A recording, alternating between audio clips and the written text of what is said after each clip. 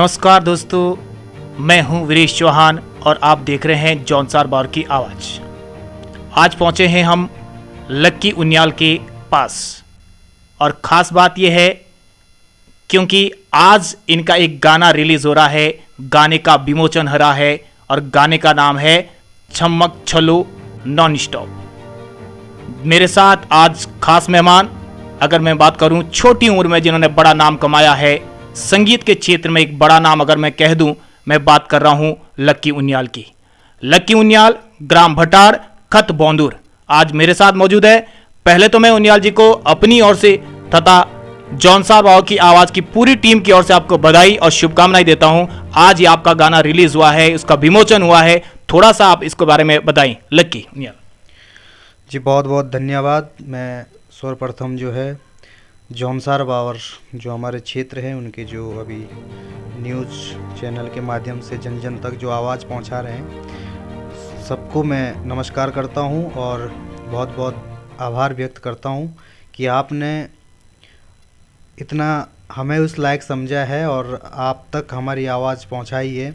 तो मैं आपका सभी का जो है बहुत बहुत धन्यवाद करता हूं। और जो जैसा कि आज मेरा गाना रिलीज हुआ है, तो ये गाना दो सिंगरों ने गाया है मेरे साथ, जिन्होंने गाया है प्रीतम जोशी जी, हमारे जौनसार के बहुत अच्छे लोक गायक हैं।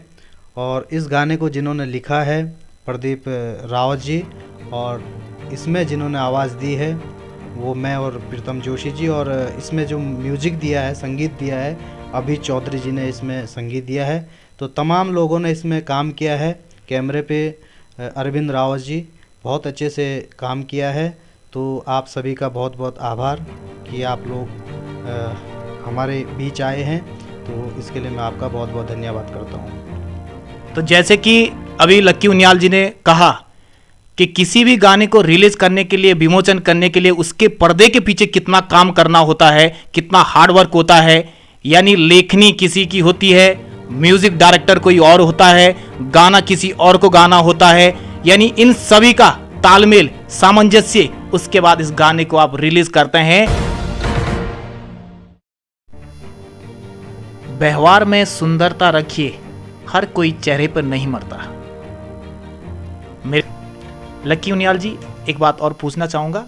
ये आस्था की बात है, मान्यता की बात है। और जब मैं बात करता हूं भटाड़ गांव की, जब मैं बात करता हूं लाखा मंडल की, जब मैं बात करता हूं खत बौंदूर की, तो जौनसार बावर का एक बहुत प्रसिद्ध मंदिर भटाड़ में बन रहा है, भव्य और सभ्य मंदिर बाबा केदार का। क्या आस्था है, क्या मान्यता है, कुछ थोड़ा सा बताएंगे लक्की उनियाल जी? जी, जैसा कि आपने बताया है कि हमारे लाखा मंडल भटाड़ जो कि जौनसार के अंतर्गत आता है, केदार बाबा का जो मंदिर है वो हमारे गांव में है। और मान्यता की जहाँ तक बात है तो ये वहाँ की बहुत ज़्यादा मान्यता है, जैसा कि शास्त्र में भी, पुराणों में भी उसका उल्लेख है। लेकिन हमारे यहाँ जो पूर्वजों द्वारा हमें बताया गया है कि वहाँ की जो मान्यता है, तो मान्यता ये है कि वहाँ पर केदार बाबा का मंदिर है जो कि पौराणिक मंदिर है और द्वादश ज्योतिर्लिंग में से एक ज्योतिर्लिंग वहाँ पर भी है, ऐसा मानना है। और ज्योतिर्लिंग के स्वरूप में केदार बाबा वहाँ पे विराजमान है, जिसका अभी नवनिर्माण कार्य चल रहा है, मंदिर बन रहा है, जो कि पूरे गांव के लोग जो है उसमें बढ़ चढ़ के भाग ले रहे हैं और सब लोग सहयोग कर रहे हैं। मंदिर निर्माण वहाँ पे विगत 4 वर्षों से चल रहा है और ये तीसरा चौथा वर्ष है और इस वर्ष अंतिम पड़ाव पर है। तो वहाँ पर बहुत जल्द एक भव्य मंदिर बनने जा रहा है। और जो मंदिर बन रहा है उसका सबसे बड़ा, मैं यदि आप मान्यता की बात करते हैं तो सबसे बड़ा चमत्कार यही है कि एक गांव, सिर्फ एक गांव के सहयोग से इतना बड़ा धनराशि वहाँ पे आया, इतना बड़ा मंदिर वहाँ पे बना है। और केदार बाबा के आशीर्वाद से आप जैसे जितने भी भक्त लोग हैं, जिनको भी ये आवाज़ गई है कि वहाँ पर मंदिर बन रहा है, तो ऑटोमेटिकली सब लोगों ने वहाँ पे दान दिया है, जिसके बदौलत वहाँ पे बहुत भव्य और ऐतिहासिक मंदिर बन रहा है। अयोध्या के बाद वहाँ पे भी इस बार संभावना है कि इस बार वहाँ पर भी प्राण प्रतिष्ठा हो। तो ऐसा ये मानना है। अच्छा लक्की उनियाल जी, एक बात और पूछना चाहूँगा, जैसे कि अगर हम जौनसार की बात करें तो शायद ये जौनसार में पहला मंदिर होगा जो बाबा केदार का मंदिर है। जी बिल्कुल, जौनसार बावर ही नहीं अपितु पूरे मैं गढ़वाल की बात करूं तो गढ़वाल और जौनसार जो हमारा पड़ोसी हमारे क्षेत्र हैं गढ़वाल, वहाँ और इधर सब जगह एक ही जगह, एक ऐसी जगह जहाँ पे केदार बाबा का मंदिर है। और ये पौराणिक मंदिर है और यहाँ की जो गांव में है पूरे पंडितों का गांव है। इस गांव में पंडित लोग रहते हैं और 25-30 परिवार पंडित के हैं और प्रत्येक घर में जो है एक एक पुत्र जो है केदार बाबा का पुजारी है, जो कि प्रथम पुत्र है और ये जो बचपन से ही जो है शाकाहारी है। यानी एक बात आपको रोक रहा हूँ मैं कि प्रत्येक परिवार में जो पहला पुत्र होता है वो बाबा केदार का पुजारी होता है, ऐसा है? बिल्कुल, प्रथम जो पुत्र होगा वो केदार बाबा का पुजारी है। उस समय जब माँ के गर्भ में बालक रहता है तो उस टाइम माता जी भी उस टाइम जो है शाकाहारी है, मतलब वो भी ये जो है तामसिक पदार्थ वगैरह का सेवन नहीं कर सकते हैं। तो ये मान्यता है और बहुत पुराने से ही चल के आ रही है। तो मैं खुद भी केदार बाबा का पुजारी हूँ और ये हमारे लिए सौभाग्य है और अनेक वहाँ पे मान्यता है। उनियाल जी, एक बात पूछना चाहूँगा और ये बात इसलिए भी पूछना चाहूँगा, मेरे मन में एक भाव आ रहा है और भाव ये है कि संगीत के क्षेत्र में आप आए हैं, आपका जीवन भी इसमें संघर्षपूर्ण रहा होगा, उतार चढ़ाव आपके जीवन में भी आए होंगे। संगीत से इतना प्रेम कब से इसकी स्टार्टिंग हुई, कब से इसकी शुरुआत हुई? थोड़ा सा हमारे दर्शकों तक बात ये पहुँचाइए संक्षेप में। जी, जैसा कि संगीत के प्रति मेरी जो रुचि है वो मैं आपको बता दूं कि मैं बचपन से ही संगीत का बहुत शौकीन था। और जो बात आपने बताई है कि जीवन में उतार चढ़ाव, तो हर किसी इंसान के जीवन में उतार चढ़ाव रहता है और ऐसा ही हमारे जीवन में भी हुआ है, लेकिन इतना भी नहीं हुआ है। अपने परिवार के सपोर्ट से, आप जैसे सभी के आशीर्वाद से संगीत के प्रति सब लोगों ने मुझे सहयोग किया है और उसकी एक कामयाबी है कि यहाँ तक मैं पहुँचा हूँ। और मैंने संगीत के क्षेत्र में 2020 से शुरुआत की थी, जब मेरा पहला एक एल्बम आया था जिसको मैंने खुद ही लिखा था।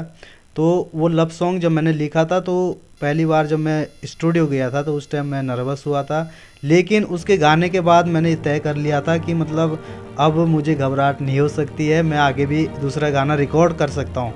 वो कुछ ऐसी कृपा हुई कि उसके बाद तुरंत दूसरा मुझे जो गाना मिला है वो बड़े भाई हमारे जो जौनसार बावर के परिचय के मोहताज नहीं, ऐसे हमारे अतर भाई अतर शाह जी, उनके साथ एक गाना मुझे मिला। और उसके बाद बड़े भाई राइटर जो हमारे श्री देवेंद्र रावत जी हैं, उनके ही द्वारा मुझे दूसरी बार उनका गाना एक गाने को मिला है, सीमा रानी है, जो कि बहुत अच्छा चला भी। 2-2.5 लाख उसमें व्यूज़ आए थे 2020 में। तो 2 गाने मुझे कंटिन्यू मिल गए थे। उसके बाद मैंने कंटिन्यू रखा है अपने निजी जो हमारा जीवन है उसके साथ साथ, मतलब संगीत को कम नहीं, ज़्यादा भी नहीं तो कम, उसको आराम से लेके गया अपने आप ही, मतलब चलता गया उसके बाद। तो कहने का मतलब यह है कि अगर मैं आज लक्की उनियाल की बात करूं तो लक्की उनियाल ने देवेंद्र रावत के बनाए हुए गानों को भी गाया है, क्योंकि देवेंद्र रावत एक बहुत बड़ा नाम है जौनसार बावर में। उनकी लेखनी, उनकी रचना एक अपने आप में ऐसी होती है, बहुत जिसको बोलते हैं कल्पनाओं से परे होती है। जैसे कि कवि बोलते हैं कि जहाँ ना पहुँचे रवि वहाँ पहुँचे कवि। तो वो बात मैं बताना चाहूँगा देवेंद्र रावत के लिए। एक बार और ख़ास बात ये बताना चाहूँगा, छमक छोल्लो जो आज ये नॉन स्टॉप गाना आपका रिलीज़ हुआ है, विमोचन हुआ है, इसके बारे में तो इसकी एक लाइन थोड़ी सी गुनगुना दीजिएगा लक्की उनियाल जी। जी बिल्कुल, ये जो गाना है ये हमारे जौनसार बावर के प्रदीप राव जी उन्होंने लिखा है और इसमें 3 गानों का ट्रैक है। तो मैं आप सभी के बीच एक लाइन इसकी मैं रखूँगा। गोरा रंग बाठणी न कर दागलो, हाय हाय हाय मेरी चमक चलो, गोरा रंग बाठणी न कर दागलो, हाय हाय हाय मेरी चमक चलो। इस तरह की इसमें लाइन है और 3 गानों का ट्रैक है, तो उन्होंने ये गाना लिखा है। बहुत सुंदर, आपकी आवाज़ में खनक है। तो ये थे हमारे साथ आज खास मेहमान लक्की उनियाल जी। किसी खास मुद्दे पर फिर से बात करूंगा, तब तक के लिए नमस्कार। देखते रहिए जौनसार बावर की आवाज़।